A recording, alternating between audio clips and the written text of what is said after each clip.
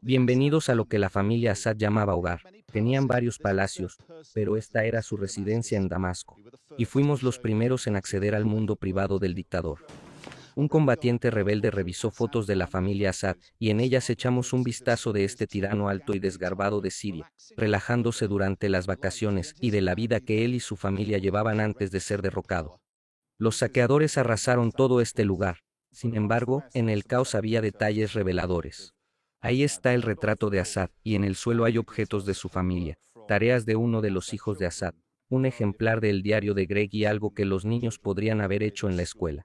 También hay rastros de Assad como esposo, como los certificados de los pendientes que le compró a su esposa. Sacaron todas las joyas de las cajas y entre ellas encontramos esto.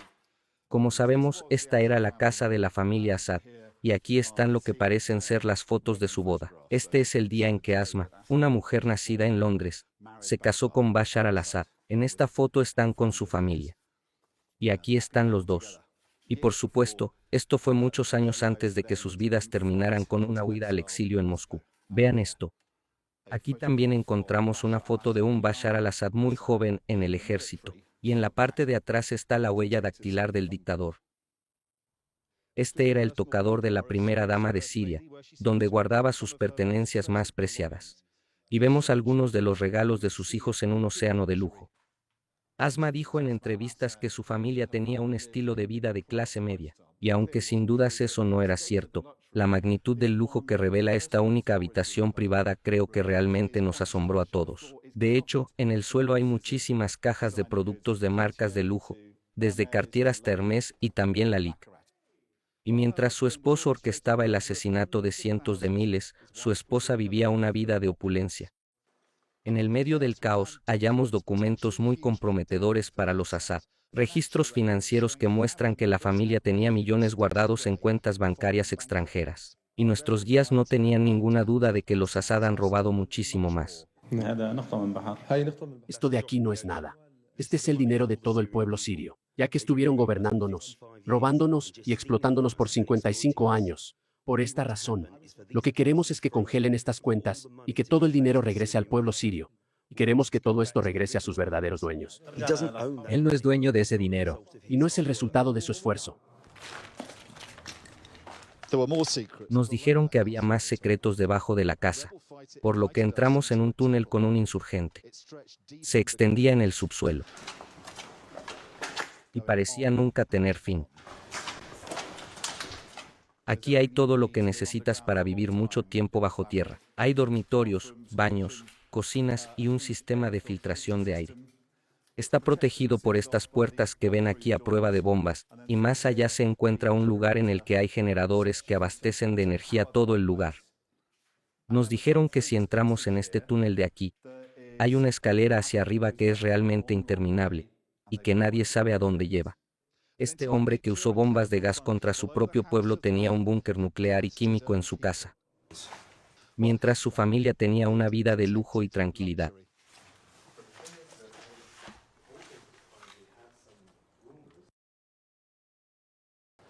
El régimen sirio utilizaba la tortura y la represión para mantenerse en el poder, y todo ocurría bajo tierra, donde nadie podía ver ni oír los horrores que acontecían. Estas son oficinas, y estas puertas son la entrada al sector de celdas. Un soldado rebelde fue nuestro guía.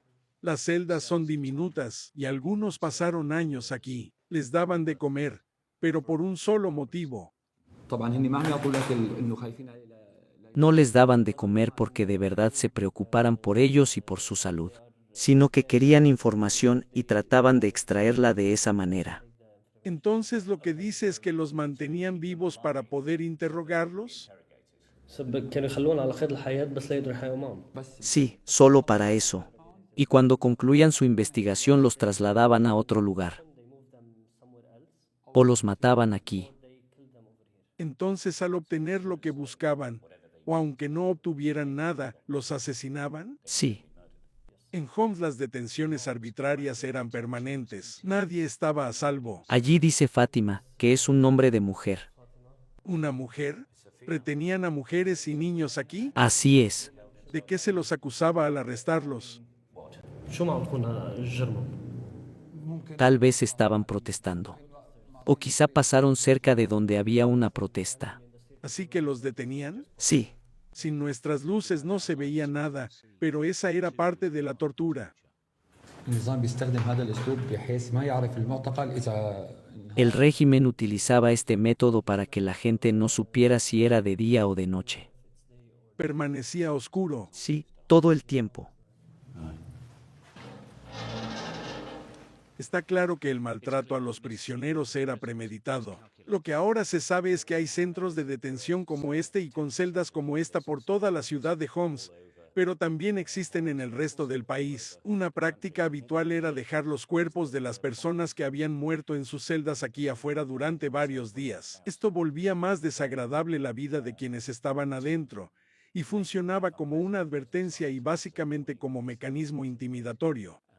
Todo este proceso y estos mecanismos tenían como objetivo final proteger a la familia de Assad, al infundir temor en cada una de estas comunidades.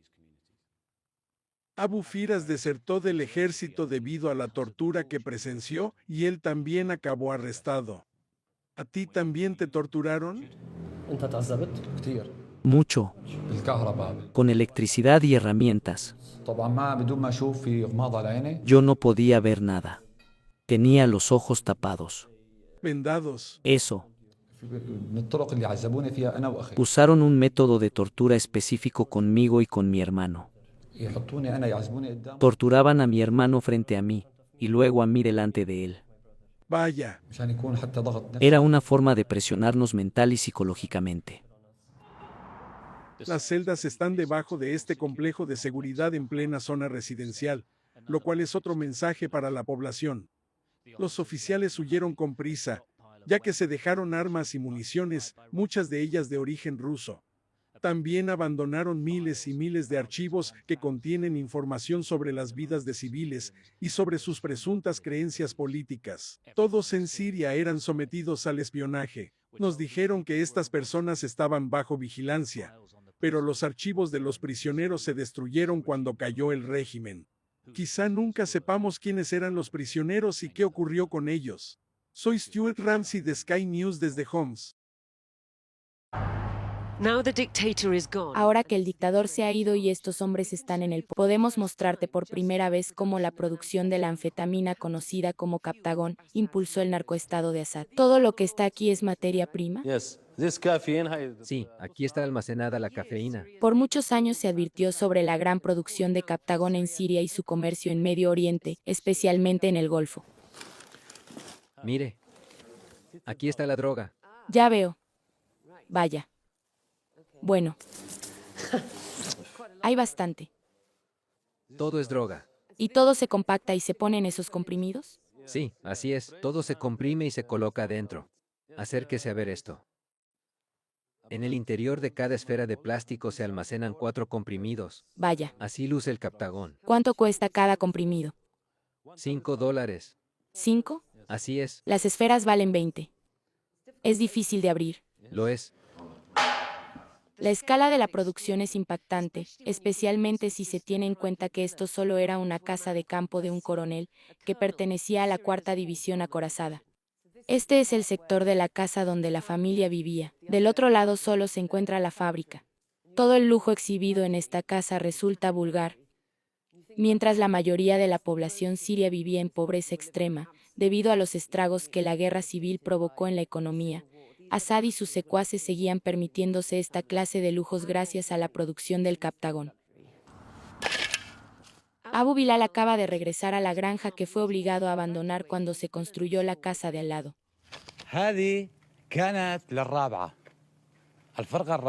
Esta área era de la 4ª división. Nadie podía acercarse. Y por eso jamás supimos qué actividades llevaban a cabo aquí. La 4ª División también se encargaba del comercio del Captagón y estaba bajo el control de Maher, el hermano del dictador, quien presuntamente huyó a Irak y ahora se encuentra en Moscú. Esta es otra fábrica de Captagón en un suburbio de Damasco. Miles de comprimidos estaban escondidos dentro de los sistemas de conmutación. La fábrica es de Mohamed Al-Tut, pero cuando este huyó de la guerra civil en 2014, Maher y sus secuaces se apoderaron de ella.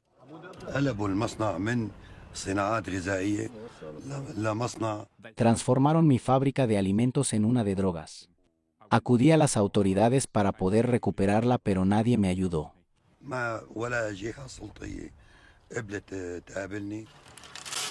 No es de extrañar considerando los ingresos que genera el Captagón. Según el Banco Mundial, estos rondan los 6.000 millones de dólares. Y la economía siria no vale mucho más que eso. Diana Magni para Sky News en Damasco. El informe de Mark contiene imágenes de las secuelas de un ataque químico. Durante casi 25 años, un hombre ha dominado todo en Siria. Bashar al-Assad fue el oftalmólogo formado en Londres que se volvió uno de los dictadores más despiadados. La suavidad en su voz contradecía la brutalidad del hombre y del régimen que había heredado de su padre. La historia de Siria bajo el régimen de Assad proporciona el contexto de muchas cosas. Armas químicas y líneas cruzadas. El ISIS y su califato. Migraciones por toda Europa, como también Irán y su influencia en la región. Cuando Assad tomó el poder en el 2000, había un aire de cambio y esperanza. Señor presidente, ¿le gustaría aprovechar Sky News e invitar a Barack Obama a venir aquí? Lo haré, sí. Tal vez Assad se relacionaría con Occidente y cambiaría la brutalidad que ejercía su padre.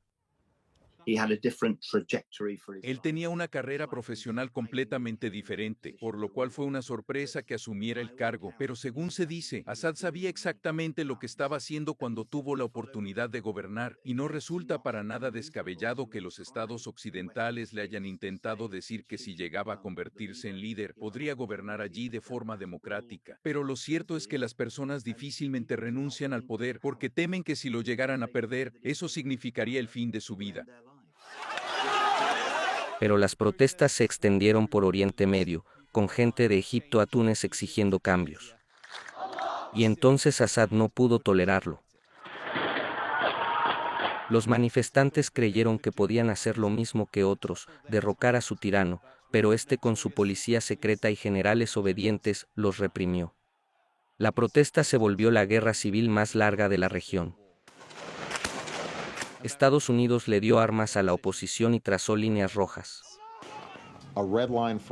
Decidimos trazar la línea roja porque nosotros empezamos a ver un montón de armas químicas circulando o siendo utilizadas. Por un tiempo, las potencias occidentales parecieron unirse contra Assad y se reunieron en Ginebra en 2012 para detenerlo. Consideramos que es crucial que no haya ningún tipo de documento que imponga a Siria ningún proceso de transición. Assad contaba con Rusia como su poderoso aliado, y existía una simbiosis entre ambos presidentes. Rusia lo ayudó y mantuvo sus bases militares estratégicas. Para Irán, apoyar a Assad también resultó beneficioso, ya que le permitió expandir la influencia iraní a través de Oriente Medio.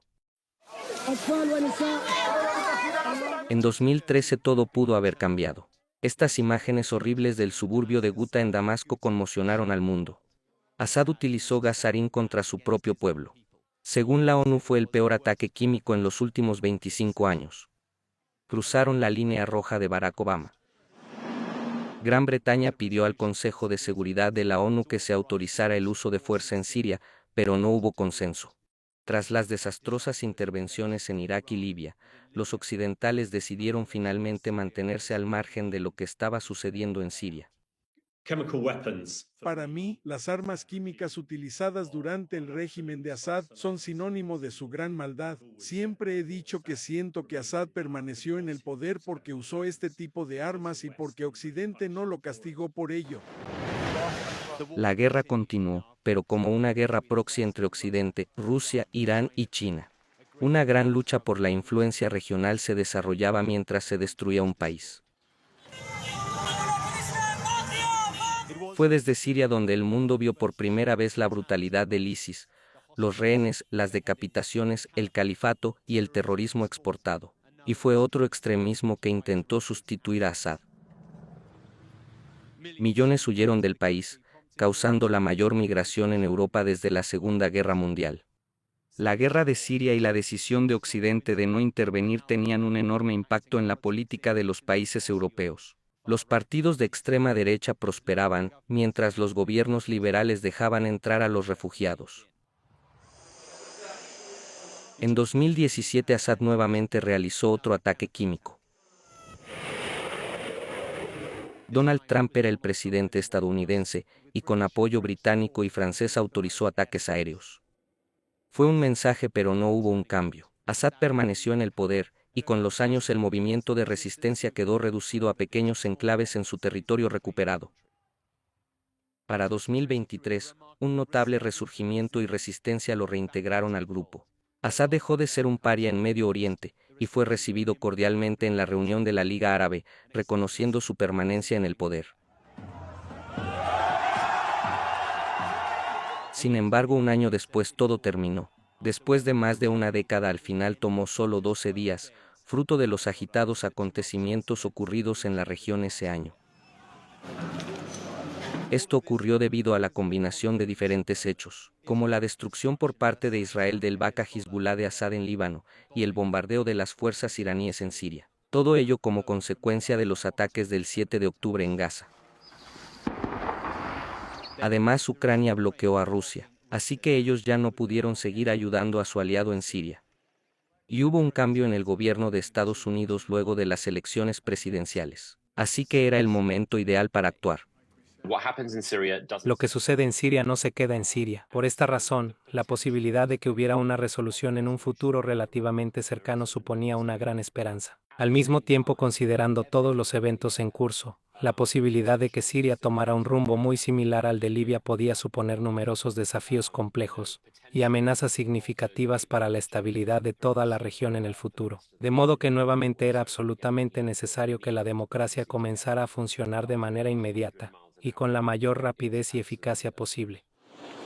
Donald Trump aún no era presidente, pero ya era la figura más relevante y tenía un estilo poco predecible. En París afirmó que el conflicto en Siria no era asunto de Estados Unidos, pero en 24 horas estaba marcando líneas relacionadas con la geopolítica. La guerra por fin terminó. Desapareció una dinastía dictatorial y gracias a ello el poder regional cambió por completo. Ahora importa lo que vendría a continuación. ¿Cómo responderían Israel, Turquía, Irán, Rusia y Estados Unidos? Sin duda será un momento clave. Mark Stone para Sky News en Washington.